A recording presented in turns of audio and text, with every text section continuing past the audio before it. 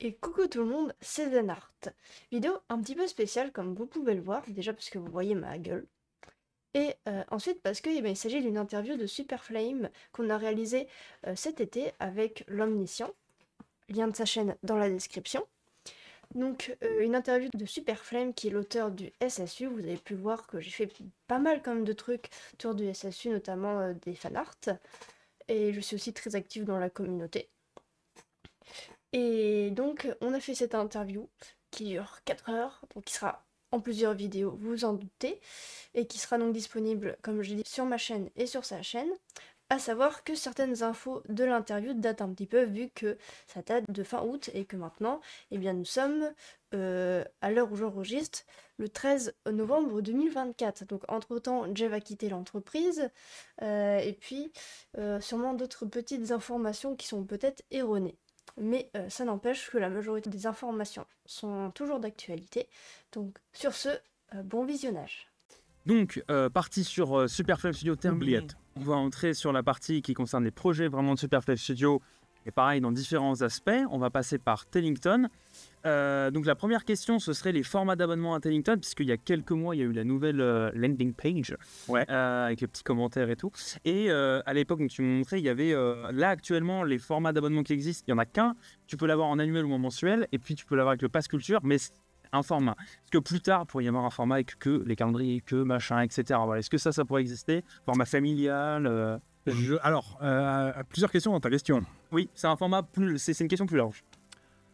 Sur les formules d'abonnement, c'est possible que ça évolue. Effectivement, il y a la formule annuelle et mensuelle. On réfléchissait à faire une formule mensuelle avec pub, un peu moins cher, histoire d'avoir 3 offres. Parce que la plupart des trucs ont 3 offres. Après, des offres familiales, c'est à réfléchir parce que ça implique de développer un système de multi-utilisateurs en fait sur un seul compte. Et en fait, tel que c'est codé Tellington, c'est un utilisateur égale un compte pour l'instant. Je pense que mettre en place un truc comme ça, en termes de coût et de durée, ça justifierait pas forcément la clientèle. Enfin, ça ne permettrait pas forcément d'avoir la clientèle qui rembourserait le coût de développement. Tu es obligé de réfléchir comme ça quand tu es une entreprise. Genre, est-ce que si ça me coûte 2000 ou 3000 euros de développer ça, je vais gagner 2000 ou 3000 euros? Je suis pas sûr. En tout cas, j'ai reçu un ou deux mails effectivement de gens qui me disaient à quand le truc famille pour le petit, le machin, le truc. Après, je me dis, le petit, c'est qui veut écouter mes histoires, mais il a quel âge? Il a 8 ans. T'es sûr que tu veux lui mettre des meurtres et des animaux magiques Enfin, alors, mais animaux magiques, oui, mais les meurtres, je suis pas sûr, quoi. Et puis, j'avais fait même si j'ai fait l'expérience avec Mystère et Chocolat Chaud, d'avoir un truc plus enfantin qui a bien marché. Et j'ai beaucoup d'amis qui sont jeunes papas et qui ont écouté avec des gamins et qui m'ont dit ah si ça m'ouvre l'heure. Donc à réfléchir, mais pareil c'est encore du boulot quoi. Ouais. Il y a que 24 heures dans une journée, il y a qu'un seul mois. J'aimerais me cloner mais je peux pas. Mais du coup voilà. Donc la vérité c'est que je suis fermé à rien. Techniquement il y a rien qui l'empêcherait à part les contraintes économiques. Si c'est justifié économiquement de lancer un truc, on le fait. Si c'est pas justifié économiquement, on évite de le faire. Ok. Alors, il faut vraiment que ça soit une de mes lubies. Il faut qu'on le fasse et puis qu'on perde plein d'argent. Mais ça, on essaie d'éviter maintenant. Ok. Donc, une question maintenant sur le rythme et les formats de tes épisodes. Donc, en gros, à l'époque, tu disais que tout était possible à voir où ça en est. Aujourd'hui, avec l'arrivée de Light Novel, c'est une question qui est plus d'actualité qu'à l'époque de l'ancienne interview. Donc, globalement, concernant le format de sortie, pour l'instant, on est sur 2 sorties par semaine, 17h. C'est ça. Est-ce que ça pourrait évoluer? Et ensuite, sur les formats, donc on a les séries, les mini-séries. On a eu une compilation avec la compilation Super Flame Story, moi c'est comme ça que je l'ai nommé, quoi, à peu près. Est-ce que tu penses que tu pourrais faire one-shot plus tard? Est-ce que tu voudrais peut-être développer des histoires, des suites, mais qu'en tome, par exemple, libre, vraiment? Peut-être qu'en série audio. Voilà. En termes de vraiment sur le contenu diffusé, est-ce que ça pourrait évoluer ultérieurement, plutôt vraiment sur ce qui est déjà fait en termes d'histoire? Ok. Déjà, le format 2 épisodes par semaine, j'ai envie que ça soit, et c'est en train de l'être, le minimum garanti. Donc, quoi qu'il arrive, vous avez vos quasi 24 minutes de contenu par semaine. Quasiment aucune entreprise arrive à fabriquer 24 minutes de contenu par semaine, sauf les boîtes de télé et des machins comme ça. Ce qui demande déjà pas mal de temps. Après, sur la question des one-shots, en fait, c'est plus que c'est plus facile en tant qu'auteur qui a des routines d'écriture, comme moi, qui se force à écrire le lundi et le mardi, dès le matin, le petit café, le petit ordi, le petit Word ouvert et j'écris. C'est toujours plus facile de rattacher les wagons à un chapitre déjà fait que de lancer une nouvelle histoire. Parce que dans une nouvelle histoire, il y a tout qui est à faire, alors que dans une histoire qui est déjà en cours, en tout cas moi, ma manière d'écrire, il suffit juste de rattacher les wagons là où tu en étais. J'en étais là, mes persos, je les connais déjà, et maintenant, il faut qu'ils aillent là. Et c'est beaucoup plus facile de faire ça. L'autre aspect, c'est l'aspect édition. En fait, si vous ouvrez les livres, vous remarquerez que c'est assez standardisé, les tailles de chapitres et des trucs comme ça. Ce qui n'est pas toujours le cas en littérature. Hein. Des fois, tu vas avoir des auteurs où tu as un chapitre qui fait 30 pages, machin, etc. C'est juste que moi, je me suis dit, en fait, 8 à 10 pages en format roman comme ça, égale plus de 10 minutes d'audio, égale, ok, c'est bon. En gros, pour moi. Et c'est comme ça que je me suis habitué à ce format qui fait 10-12 minutes, sauf dans le cas des gros calendriers où ça tirait sur du 15.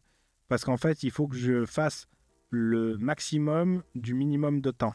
En gros, parce que sinon, je me fais déborder. Parce qu'il faut écrire, enregistrer. Après, il y a le taf de Gaël par derrière. Là, on a recommencé à prendre un petit peu d'avance sur les épisodes. D'ailleurs, aujourd'hui, dans 10 minutes, je suis censé sortir à l'épisode, donc on fera une pause parce qu'il faut que j'appuie sur le bouton. Sinon, il y a les gens sur Discord qui vont dire « Ah, Superfly m'a pas appuyé sur le bouton. » Oui, c'est parce que c'est encore, c'est de l'upload un peu comme sur YouTube où je dois faire glisser, déposer, envoyer, notif, etc. En vrai, j'aurais pu le programmer, mais j'ai oublié de le faire.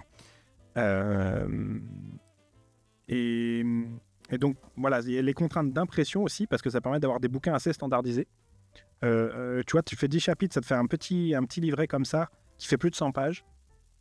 Et c'est le format minimum acceptable, je pense, pour vendre un texte. Donc, voilà, ces habitudes d'écriture, c'est celle-là. Ça fait des années, maintenant que j'écris comme ça, paradoxalement. J'ai écrit des milliers de pages. Et quand tu as pris l'habitude, ton cerveau... Enfin, en tout cas, j'ai l'impression que mon cerveau s'est câblé pour écrire comme ça. Et pour que, comme par hasard, dès que mon plot twist arrive, c'est pile poil le bon endroit du dernier paragraphe de la bonne page, pour ensuite relancer un truc. Donc, vu que j'ai standardisé ces manières de produire là, je pense pas que je vais trop m'en éloigner, sauf justification particulière. Je pense notamment à French Dystopie et des micro-séries comme ça, que là on pourrait qualifier de hors-série ou de one-shot, où c'est pas mon univers, il y a besoin d'amener beaucoup d'éléments, je sais exactement c'est quoi la fin et où ça va, etc. Mais voilà. Après, s'il y a possibilité d'augmenter le rythme de production, sans engager des frais supplémentaires, je le fais. Sinon, je vais probablement éviter de le faire. J'ai des séries en réserve, c'est-à-dire j'ai ce qu'on appelle des PAD, c'est-à-dire prêts à diffuser. Je les ai sur les serveurs de la boîte, là, que je peux balancer. Certains écrits par moi, mais des fois sont même pas mixés par Gaël. Ceux-là, c'est des vieux trucs. Certains écrits par d'autres personnes. Mais ça, j'utilise plutôt comme des cartouches en cas de « Putain, je peux pas diffuser pendant un moment. Ah là, ça se prête très bien quand même de sortir un truc. » Mais du coup, je les ai en réserve, mais je les sors pas pour l'instant. Mais voilà. Parce que c'est du coup.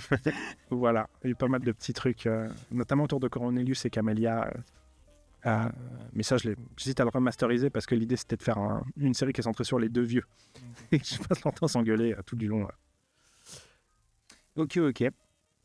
Et puis, donc il y a abonnement, les épisodes, il y a des gens pour écrire les épisodes, il y a toi qui écris la majorité des histoires de la plateforme, puisque la majorité des histoires c'est le SSU, mais il n'y a pas que toi, il y a d'autres auteurs. Donc est-ce que tu peux nous raconter globalement la rencontre avec ces auteurs, comment vous êtes venu à l'histoire, sachant que les auteurs, on le rappelle, dans l'ordre de sortie sur Tellington, il y a eu Le Tropper, avec 2 histoires, donc il y a eu Les Glaces de l'Hermine et Dana et Détective des démons, Tom Dervin avec 2 histoires, Le Prix de la Justice et La Vengeance des Innocents, et puis Gauthier du Rieu de Madron, si je ne me trompe pas, qui a sorti Nous demeurons Celtes. Donc il y a plusieurs cas de figure. Dans le cas de Tom, donc, je sais pas si j'ai bossé d'abord avec Le Tropper ou avec Tom, j'ai un doute. C'est sorti en tout cas d'abord Le Tropper et après Tom, et c'était genre 3 semaines d'intervalle. Ok, donc Le Tropper. Alors Le Tropper, c'est simple, pote youtubeur, on se connaît de base. Le sujet de sa chaîne, c'est l'écriture d'histoire. Lui-même adore écrire. Il écrit pour d'autres plateformes aussi, pas forcément pour de l'audio, mais il écrit des petites nouvelles, notamment pour une plateforme de lecture d'histoire type Wattpad, etc. Il est payé pour ça. Et vu qu'on s'entend bien, je lui ai parlé de Tellington, c'était une convention, comme bien souvent quand je rencontre des gens du milieu. Et il me dit, c'est super et tout, t'hésites pas. Et je dis, tu sais quoi, si t'as envie de m'écrire un truc, On se met d'accord, toi tu écris, puis moi je te fais toutes les voix du machin. Et on essaie. Et il a très très gentiment accepté de le faire pro bono, le truc. Ce qui nous a permis aussi de tester ce que c'était de travailler avec aussi un autre YouTuber qui va faire la pub du produit et du projet. Malheureusement, ça n'a pas fait mouche de ouf. Donc il a écrit 2 histoires, Les glaces de l'Hermine et Danae, détective des démons. Les histoires, les audiences sont ok tiers. On n'est pas sur des cartons. Les cartons en général, c'est plutôt les calendriers et les trucs de mon univers. Mais parfois des vieux trucs genre Talion est toujours très élevé. Et aussi, on s'est rendu compte avec ça que, en fait, il n'a pas réussi à ramener des gens de sa commune, même s'il a fait quasi 50 ou 100 000 vues sur une des vidéos où il parlait de Tellington. Il a même mis un extrait de l'épisode 1 et tout. Et en fait, c'est très dur de faire venir des gens qui ne sont pas déjà intéressés, ou qui, en tout cas, à la base, ne sont pas là pour ça. Donc ça, c'est un premier warning que je me suis mis, genre, attention, commence pas à signer des chèques de 10 ou 20 000 balles à des youtubeurs pour rien. Et j'ai eu des potes entrepreneurs qui, dans d'autres contextes, ont fait appel à des influenceurs et qui ont juste perdu de l'argent. Donc voilà, ça a été un bon retour d'expérience. Donc voilà, c'est un mec absolument charmant, compétent, sympa, cœur sur lui. Tom Dervin, je ne sais plus si c'est lui qui m'a envoyé un mail. Lui a dit, c'est lui qui t'a envoyé. C'est lui qui a envoyé un mail. Bah, il a envoyé un mail, je suis allé checker ce qu'il faisait. Et j'ai en premier lieu été séduit par sa voix, parce qu'il a une voix de beau gosse, incroyable du cul, sa voix. Et après, par ses textes, parce qu'il écrit vraiment des trucs qui n'ont rien à voir avec ce que je fais, mais aussi bien le type d'univers que le style. Et je trouvais ça hyper intéressant de tester aussi, pareil, quelque chose qui n'a rien à voir. Et donc, voilà, ça a fité. Et comme bien souvent... ce que j'ai fait aussi par la suite avec Gauthier, qui lui aussi m'a contacté. Milstories, pareil, mais en fait, à la base, plutôt eux qui me contactent en premier lieu. Je teste les gens sur une mini-série. Une mini-série, chez nous, c'est 3 chapitres, parce que juste un chapitre, à l'époque, vous saviez, la plateforme était 100% open, et après, tu payais si tu voulais les chapitres suivants. Du coup, il y avait le chapitre gratuit qui était le 1, et je pouvais monétiser qu'à partir du 2, et il fallait au moins que tu en aies 2 autres. Du coup, j'avais dit, le truc de base, c'est 3 chapitres. Ce qui m'évite aussi de tout de suite dépenser pour 10 chapitres et d'engager des frais trop élevés juste pour tester un auteur. Du coup, c'est un peu le format de base pour les gens que j'ai pas encore pu tester ou quoi. Voilà, est-ce que j'ai répondu à toutes les questions? Oui, et globalement, la suite, c'était est-ce qu'il y aura de nouvelles histoires de la part de ces auteurs-là prochainement? Alors prochainement, non. Okay. Parce que le contexte économique est trop compliqué. Mais en tout cas, en texte, dans les cartons, j'ai du Tom Dervin, j'ai du Gauthier aussi. Par contre, le Tropper, j'ai rien parce que je lui ai rien redemandé depuis et qui était déjà assez sympa de faire ça gratos. Et puis voilà, et je reçois souvent des mails de gens salut, j'écris, machin. J'ai vraiment pas de temps pour lire. C'est horrible ce que je veux dire, mais en fait, ce que je fais, c'est que je vais quand même lire un paragraphe. Si le mec m'embarque pas, c'est mort. Et malheureusement, beaucoup de gens qui se reconnaîtront peut-être m'ont envoyé des trucs et ça m'a pas embarqué pour justifier que j'y aille un peu plus. Et après, attention, il faut aussi que je sois en besoin d'avoir une histoire. Tu peux très bien m'envoyer un truc qui est absolument génial. C'est juste j'ai pas besoin de texte là, right now. Parce que j'ai mes routines d'écriture, de production, de sortie, de machin. Et aussi le contexte économique qui fait que là, en fait, je peux pas... acheter pour X 100 € de texte pour Tellington parce que je sais que je rentre pas d'argent en face. Et c'est un des grands drames, entre guillemets, des plateformes à abonnement et de notre cas de figure à nous. C'est que là, typiquement, je pourrais arrêter de produire, je peux laisser courir un mois et je gagne le même chiffre d'affaires parce qu'il y a les abonnements, les machins, les trucs et que les nouveaux entrants ne connaissent pas, donc ont déjà des centaines d'heures à découvrir. Ça va juste frustrer les hardcore déjà qui écoutent tout, quoi. Voilà. La question d'après, c'est justement par rapport aux histoires. Cette fois-ci, dans le type d'histoire qui pourrait être posté, est-ce que finalement, il y avait en réflexion à une époque les histoires pour enfants? Il y a eu Mystère et Chocolat Chaud qui est sorti. Alors, il y avait plus 2 aspects. L'histoire pour éveil, donc jeune enfant, puis l'histoire vraiment pour enfant. Ouais. Et derrière aussi, tu parlais notamment d'un podcast, enfin pourquoi pas de podcast ou de talk show, quelque chose comme ça, qui avait aussi de la vulgarisation, il me semble qu'il y avait une histoire. Après, c'est des choses que tu avais dit à pas prendre au pied de la lettre, donc on les a pas pris au pied de la lettre, mais ça revient dans les questionnements, notamment je crois vulgarisation scientifique avec un auteur ou une histoire qui se passerait dans là, j'ai oublié. Alors Mais, ça je peux répondre. Dans l'idée générale, c'était une idée. C'était un concept qui probablement verra peut-être pas le jour. En fait, c'était. Est-ce que vous connaissez le youtubeur Stardust? Et ben sachez que maintenant il vit à Annecy. Mais ça remonte même à avant qu'il vienne vivre à Annecy. Il fait beaucoup de parapente notamment. C'est un endroit qui est très propice à Annecy. Et vu que souvent quand il y a un feeling, j'essaie de voir s'il y a moyen de faire des ponts. Et l'idée c'était de faire une genre de docu-fiction sur l'espace en fait, où tu aurais eu des vrais gens, des vrais personnages qui vivent de vraies anecdotes de la conquête spatiale, comme par exemple le jour où une fusée n'a pas pu décoller à cause d'un moineau, et des conneries comme ça. Et l'idée c'était de traverser ça via des petits épisodes one-shot pour le coup de série audio. Mais finalement ça s'est pas fait parce que chacun passait à autre chose assez rapidement.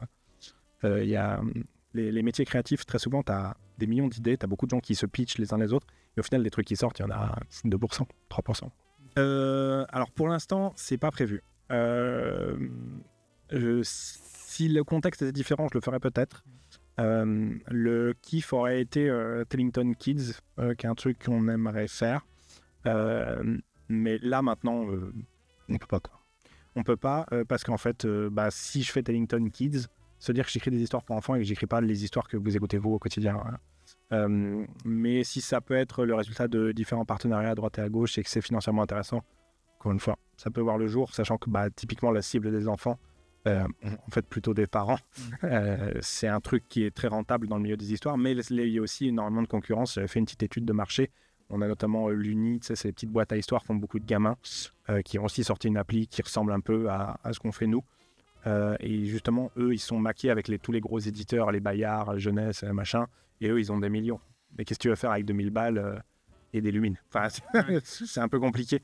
Du coup, la question, c'est est-ce que tu veux te battre sur le terrain de ces mecs-là Et si oui, est-ce que tu peux le faire? Parce que des fois, tu peux dire, ouais, je veux me battre, mais en fait, t'as pas les moyens, t'as pas les armes. Ça pourrait être un sujet, par exemple, pour une nouvelle levée de fonds plus tard. Et là, on va pas chercher 200 000, on va chercher 1 million, tu vois. Ok. On parlait auteurs, mais aussi les comédiens de doublage. Donc, on a quand même une égalité homme-femme. Donc, Tom Dervin, Sardoche. Du côté féminin, Pascal Chemin, Océane Giffard. Donc, comment tu vois l'avenir des doubleurs sur Tellington? Sur Tellington, moi, j'aimerais, si possible, bosser avec. Après, la contrainte économique, surtout en ce moment, est prépondérante. Et il y a aussi l'aspect pas pratique qu'on a, c'est qu'on produit ce qu'on appelle en flux tendu. C'est-à-dire qu'on a parfois 0 épisode d'avance, voire un seul épisode d'avance. Et en fait, du coup, autant quand tu es déjà sur place, c'est pas grave. Tu vois, moi, j'enregistre au jour le jour. Quand c'est des potes ou autres qui peuvent faire en distanciel, ça va. Mais un comédien professionnel, tu le fais pas venir pour enregistrer 10 répliques et après il reprend un train. Et en fait, si tu pourrais, mais si c'est pour le rappeler la semaine d'après pour exactement pareil, c'est con. Donc en fait, faudrait, ça pourrait marcher que dans le cadre d'œuvres déjà complètes. Et là, effectivement, tu peux faire venir du monde. Parce qu'en fait, tu sais que tu vas passer ta journée à rentrer toutes les répliques d'un personnage. Et après, c'est rentable pour les deux, en fait. Ça pourrait se faire sur le projet de light novel. Parce que l'idée, là, ça va être de les écrire en amont. Voilà, donc ça c'était la partie Tellington, vraiment. Là on va parler des autres projets. On n'a pas fait une catégorie par projet parce que c'est des projets où il n'y a que quelques questions à poser, voire une, mais c'est vraiment plus divers. Donc le projet après Tellington qui vient tout de suite en tête, c'est Battle for Agadia. On en parle souvent, on en parle régulièrement. L'idée c'est juste de savoir qu'est-ce que ce serait globalement aujourd'hui, parce que le jeu a évolué dans sa conception, où ça en est, parce que donc, la dernière keynote c'était pas précisé, mais a posteriori tu as dit que pour l'instant c'était de nouveau en pause. Donc voilà, où est-ce que ça en est, comment ça se passe? Donc, pour l'instant, Battle for Agadia est refreeze. Donc, c'est en gros pour refaire la chronologie. Au début, on a le crowdfunding qui commence à avoir quelques années. C'était pendant le Covid, si je dis pas de bêtises, qui était pour une espèce de V1 basé sur un prototype qu'on avait fait et dont on n'était pas très content en vrai. avec un premier freeze dans les mois qu'on suivi par rapport à ce que je vous disais tout à l'heure, avec l'idée de revenir avec un truc un peu plus abouti, un peu plus stylé, etc. Donc il y a eu tout, les levées de fonds, les machins, les trucs bidules. Après, on a redégelé une fois le projet, c'est pour ça que j'avais recommencé à en parler dans les keynotes, les machins, etc. Et notamment en essayant de basculer le projet qui à la base était sur des technologies JavaScript, pour ceux qui s'y connaissent un petit peu en programmation, donc des technos web avec du rendu dans du WebGL, Canvas, etc. Pour un petit jeu 2D, ça s'y prêtait bien. On a dit qu'on allait essayer de basculer le truc sur Unity, donc qui est un peu le gros logiciel avec Unreal Engine qui permet de faire du jeu vidéo, qui est un standard dans l'industrie. Kevin a commencé à faire énormément de développement par rapport à ça. Et on n'était toujours pas très très satisfait du résultat. Et surtout, en parallèle de ça, on a lancé la production des éléments graphiques que j'ai pu vous partager, donc des sprites animés des personnages en vue ISO. Le jeu, comme vous avez pu le voir, a pas mal évolué parce qu'on est vraiment passé d'un truc avec, comme dans, comment ça s'appelle, dans Hearthstone, juste des petits avatars de persos qui se tapent dessus, à, en fait, non, tu peux invoquer les personnages sur le terrain et tu vas les piloter grâce à des cartes, etc. Donc ça a été plutôt bien parti, mais on a eu différents revers et dont une reprise de priorité sur Tellington. C'est le problème quand tu es une boîte et que tu n'es que deux. La prio est rebasculée sur Tellington. Et là, avec les contraintes économiques, on a refreeze ça parce que c'est de la perte sèche. Mais je m'en fous, je le sortirai un jour. Il faut que ça sorte. De toute façon, ce serait débile de rien faire, sachant qu'on a déjà engagé des dépenses de ouf dedans. En fait, là, les images que je vous ai montrées, c'est plus de 20 000 €. Hein. Les animations, les personnages, les bidules. Et puis il y a des heures et des heures et des heures de taf de Kevin en dev. Tu as des milliers de lignes de C# et de code de clients et serveurs qui ont été pondus et ça serait con que tout ça finisse à la poubelle, quoi. Et le problème, c'est que ça tourne en rond parce qu'en fait, le vrai problème fondamental, c'est qu'on n'est pas game designer, ni lui ni moi. En fait, tu as un créatif, moi j'ai jamais fait de jeu vidéo, lui non plus, et un développeur. Et en fait, je pense que ce qui nous manque, c'est un peu du GD. Et d'ailleurs, quand on s'est vraiment rendu compte de ça, on a essayé dans un premier temps de collaborer avec le studio Polycorn, donc que vous avez pu voir, qui occupait des locaux à l'entrée. C'était un petit studio de jeux vidéo qui nous ont aidés à y voir un peu plus clair sur certains sujets. Finalement, ça n'a pas abouti pour des contraintes économiques des deux côtés. Et on s'est posé, on a un Google Drive avec un document qui fait genre 50 pages sur OK, voilà la nouvelle idée de ce que pourrait être le jeu. Donc en fait, on a du code, on a des assets graphiques, on n'a pas encore la jonction des deux, et on n'a pas encore un gameplay satisfaisant, quoi. Mais j'espère pouvoir sortir quelque chose. Ok. C'est tout ce que je peux dire. J'ai pas de date à annoncer et je vais éviter d'annoncer des dates parce qu'à chaque fois, c'est désolé. Voilà. Ok. Ensuite, on a une autre question de la communauté qui, alors du coup, se projette dans le cadre d'une sortie BFE. Hein. C'est globalement, donc c'est de Trivium sur Discord, est-ce que tu espères pouvoir un jour développer une scène compétitive de BFE si la communauté derrière le jeu grossit suffisamment, ou est-ce que ça n'est pas du tout partie des objectifs pour le jeu? Bah, j'aimerais, mais ça serait super cool parce qu'en fait, d'expérience, le problème, c'est que le jeu, il va être communautaire. Ouais. En gros, ce qui va se passer, c'est qu'il va y avoir les fans hardcore dessus. Donc, ce ne sera pas un jeu qui aura 50 000 joueurs, ce sera un jeu qui aura 1000 joueurs max. Et ce sera toujours les mêmes gens. Et on va espérer qu'ils ne se lasseront pas.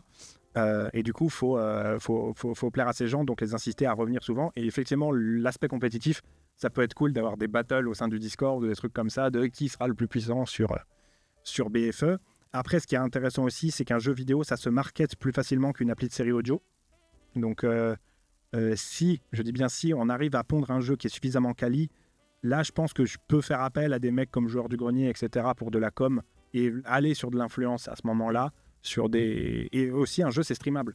Mais c'est con, mais moi, si je fais un stream, peut-être vous aurez peut-être envie d'y jouer en live le jour où ça sort, etc. Tu peux avoir des petites boucles de rétroaction. Et en fait, le jeu vidéo, j'aimerais qu'il s'inscrive dans un écosystème, parce que je réfléchis la boîte comme étant écosystémique, avec un launcher, t'as le launcher Superflame Studio, qui te permet d'accéder aux jeux vidéo, mais dans le launcher, tu as aussi Tellington. Et tu auras aussi la boutique, et tu auras aussi potentiellement Novel Jump, etc. Et l'idée, c'est d'avoir une espèce de point de rendez-vous numérique de tout ce qu'on a. Et ça pourrait permettre que les uns et les autres fassent venir des clients sur les différents projets, parce que rien ne dit que si on chope par miracle 10 000 joueurs BFE, t'en as pas qui viennent s'intéresser aux séries audio, qui voudront acheter peut-être une Lumine, tu vois, et du coup, ça peut être ultra bénéfique. Mais là encore, c'est du taf. C'est du gros taf. Donc aujourd'hui, est-ce que Battle for Igalia via crowdfunding pour le financement, est-ce que c'est une bonne ou une mauvaise idée avec du recul? Ce qui a été fait, pour moi, c'était au final une mauvaise idée. En fait, il y aurait limite fallu avoir un jeu prêt et après crowdfunder, limite en faisant genre il n'était pas fini alors que si, et après sortir le truc en disant bah, c'est de l'argent dont on a encore besoin. Parce qu'en fait, le truc est parti dans tous les sens et au final, est allé nulle part, même s'il y a une petite progression quand même. Donc, c'est pas... Non, clairement, mauvaise idée. Puis en plus, bah, pareil, en termes de réputation, j'en ai déjà parlé, pour une question d'honneur et tout. Moi, tant que j'ai pas délivré BFE, je ne ferai plus de crowdfunding. Maintenant, les gens, ils achètent un truc et ils l'ont, point. C'est ce que j'ai fait avec les Lumines, c'est ce que je fais avec les bouquins. Et si je refais un crowdfunding, ça sera pas dans ces conditions-là, quoi. Ok, bah justement, tu as parlé de la Lumine, parlons-en. Oui. Donc, est-ce que tu peux nous raconter un petit peu son histoire, les Ouais. difficultés que tu as rencontrées Oh là là, oui. ce projet, parce que je pense qu'il y en a eu quand même pas mal, et surtout les choix stratégiques, etc., parce que ça a quand même amené à plusieurs mois sans production de Tellington.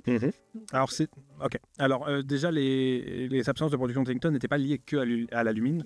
En fait, c'était une période où on était en train de commencer les travaux ici, de boucler avec les investisseurs, etc. Donc, il y avait toute la vie administrative que, bien sûr, vous ne voyez pas de l'entreprise qui progressait à côté. Et après, sur le projet en lui-même, il y a eu plusieurs étapes. La première, c'était définir quelle figurine on fait.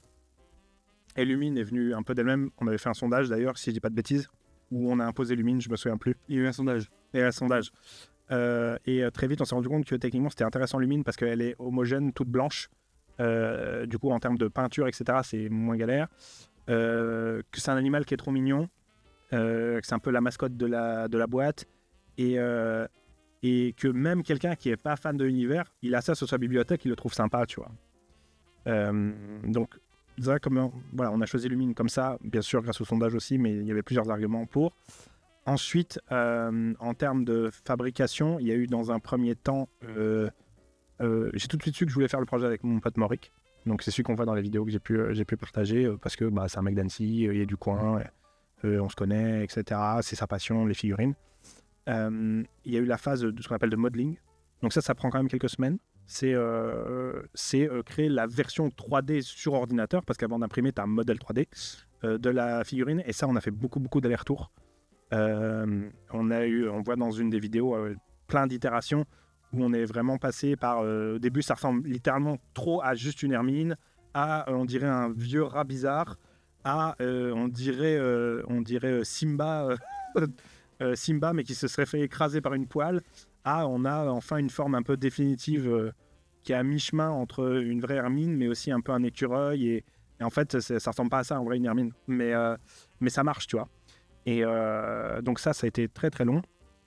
Et après, il y a eu l'aspect technique de comment la mener à bien. Donc, on a vu que le plus simple par rapport au modèle qu'on envisageait, donc c'était l'avoir sur un caillou, et que le caillou ait des cristaux magiques dessus, qui rappellent le bout de sa queue qui est un cristal magique aussi, donc des cristaux de Gobji pour les fans de l'or. Et du coup, très vite, l'idée de la faire en 3 blocs a émergé. Donc, bloc 1, fabriquer et imprimer un caillou. Donc ça, c'était Moric l'a fait avec une de ses vieilles imprimantes qui fait des trucs grossiers, mais pour un caillou, ça marche bien. Faire des cristaux. Donc là, il les a imprimés, mais par milliers. Ceux-là, il les a fait en un batch. Et après, tu avais la Lumine elle-même, qui, elle, était tout en résine. Et il y a eu plein de problèmes. Parce que c'est très, très long, l'impression résine.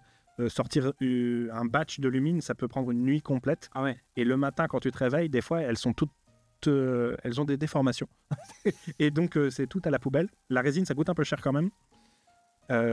Plusieurs dizaines d'euros le litre, selon ce que tu achètes. Et aussi, le gros problème qu'on a eu, c'est qu'on n'arrivait pas à avoir un résultat homogène sur toutes les figurines. En fait, chaque personne qui a une figurine, elle est un peu unique en son genre. Parce qu'on n'a pas réussi à standardiser la production du fait que c'était un peu une approche artisanale. C'est pas des imprimantes industrielles non plus, c'est des trucs un peu de particuliers, de maker, etc. Il y a eu beaucoup d'allers-retours. On a mis en place du contrôle qualité avec Moric. Du coup, on s'est un peu pris la tête là-dessus parce que moi, je recalais des figurines. Parce qu'il y avait, non, il y a un gros trait dégueulasse là, machin truc. Mais il avait fait preuve d'une patience très grande et il a su résoudre tous les problèmes qu'on a mis en évidence. La peinture, ça a été horrible à faire pour lui parce que malgré le fait qu'elle est toute blanche, il fallait quand même lui mettre une couche de blanc en plus. La résine de base est blanche. Et il fallait mettre les petits trucs dans les oreilles, les petits trucs sur les papates, les tout petits détails qui font que c'est trop mignon. Et en fait, il faut faire ça x 250. Et il y a de quoi péter un plomb, en fait. Surtout que, quand on a commencé les expéditions, on avait déjà bien entamé la production. Au début, les lumines, sur les 70% des lumines, on les a collées à leur socle. Et c'était notre plus grande erreur. Parce qu'en fait, la résine, ça se casse. Là, tu la prends, tu la jettes, elle se pète en deux. Hein. Et c'est pas au point de se péter comme de la porcelaine, mais ça se casse relativement facilement sur les zones où c'est petit, en fait, notamment au niveau des pattes. Et en fait, la jonction entre le rocher et les pattes, c'est là où elle pétait quasiment 40% des figurines pétaient. Du coup, on a dû en refaire en face. Et très vite, on a fini par trouver la parade. Dans un premier temps, c'était juste mettre une tonne. Mais quand je dis une tonne, c'est on passait des rouleaux entiers de papier bulle. Mais ça n'a pas suffi. La deuxième parade, qui est finalement ce qui marche, c'est de la faire en 2 parties et de laisser les gens la déposer eux-mêmes sur le socle. Et là, jusqu'à présent, j'en ai réenvoyé ces derniers jours, justement, du stock qui me reste. Et jusqu'à présent, j'ai pas eu de casse. Coucou Noah, je suis content que tu l'aies reçu en bon état. Mais voilà, donc le plus frustrant, ouais, ça a été la casse. Et après, il y a la logistique, mine de rien.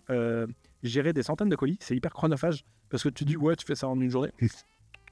Non, des colis, si tu te démerdes bien, t'en fais une dizaine, vingtaine de l'heure, pas plus. Donc, ça prend du temps. Hein. Oui. Parce qu'en fait, c'était très processé. Du coup, déjà, elles étaient numérotées. Donc, en fait, tu pouvais pas...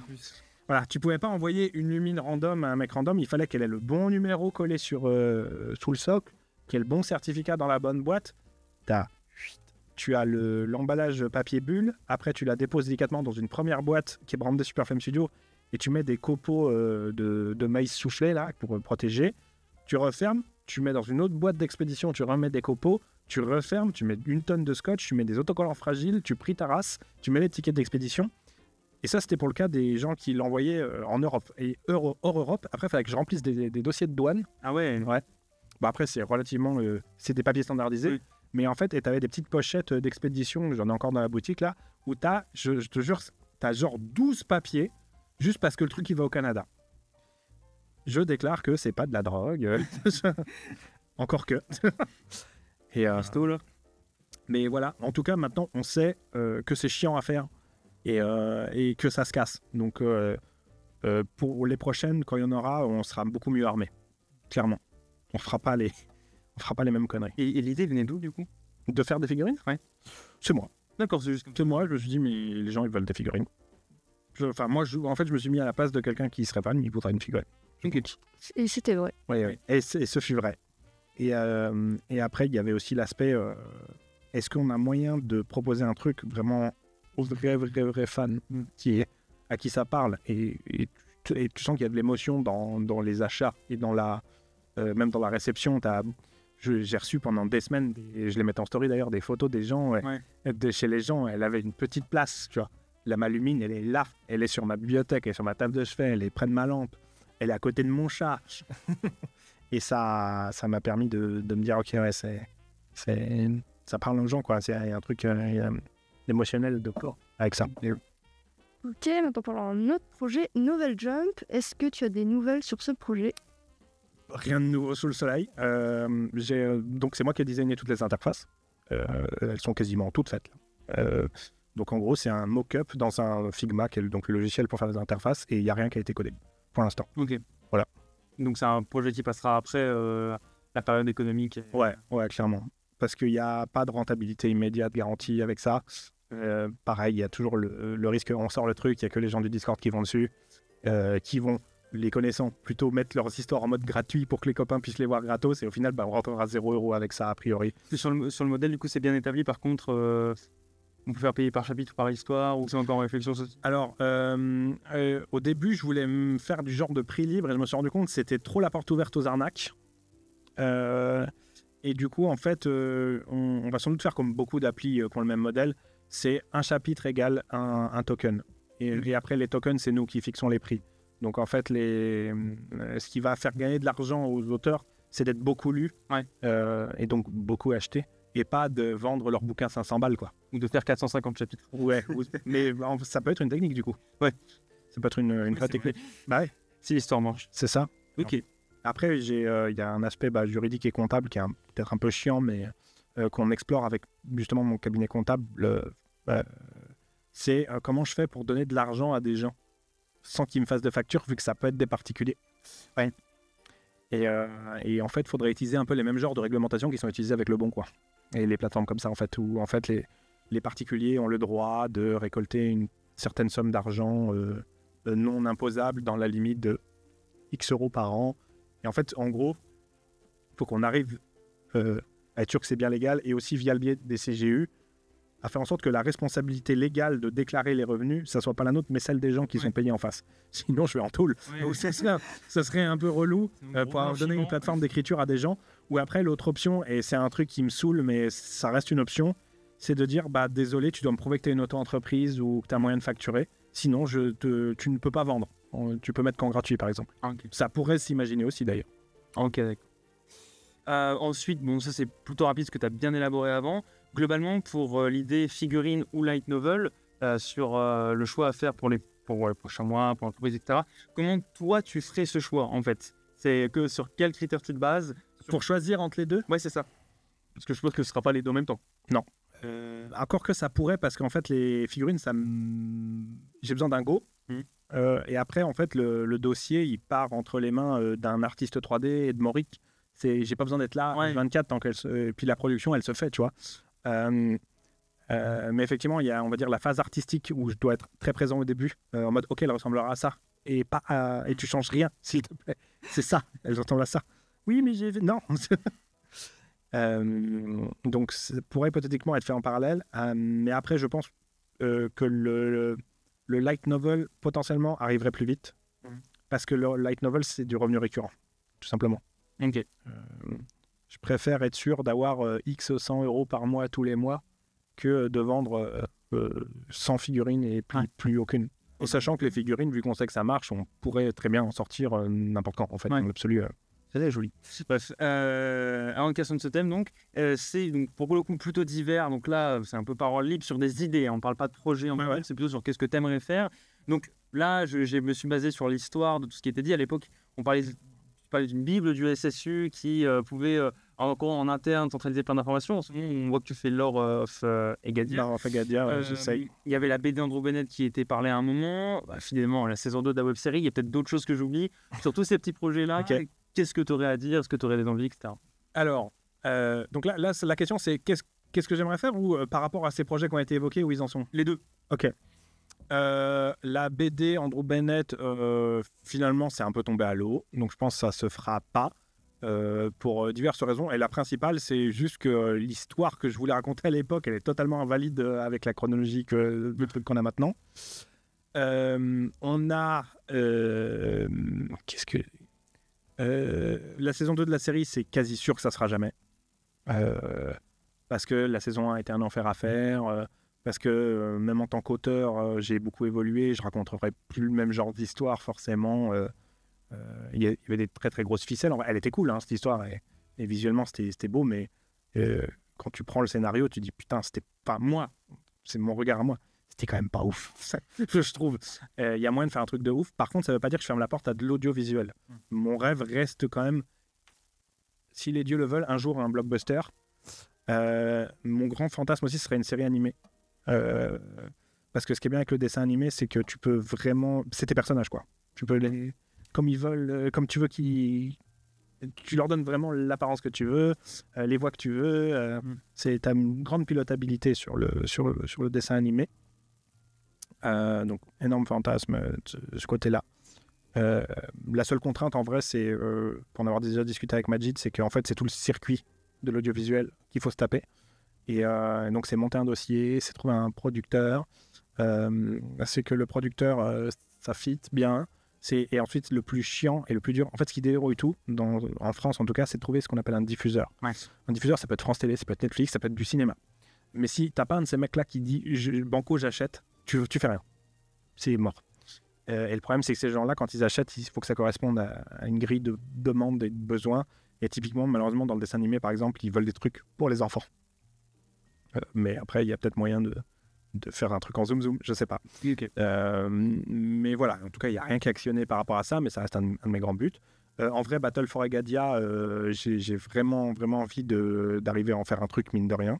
Ne serait-ce que pour avoir le plaisir de dire, bon, on a fait de la merde pendant X années. Mais putain, on vous a fait un jeu, il est quand même pas mal, quoi. C'est quand même un petit truc sympa. Et s'il y a moyen, un de mes gros fantasmes, ce serait un MMORPG dans le monde des Gadia. Et là, tu joues quoi, toi? Dokipa. Ça serait et ça collerait super bien avec les histoires, avec le côté perpétuel. Ouais. Et en fait, vivre une aventure quasi permanente dans le lore du truc, quoi. Ouais, Marmotané. Ah. Ah. C'est de vrai, Ouais. ça. Là, quand je verrais le truc, ça se passerait surtout en Egadia. Oui. T'es un Akubien. Et en fait, quand tu pars, ça remplace tout ce que tu dis par des kanji. Mais aléatoire. Ah ouais, d'accord. Non, c'est des idées un peu à la con, mais chaque peuple avec ses spécificités et ça serait cool, tu vois. Il y avait d'autres trucs dans ta liste ou pas? Non, après, c'était... Si toi, t'as des trucs... Là, tu veux dire. En idée.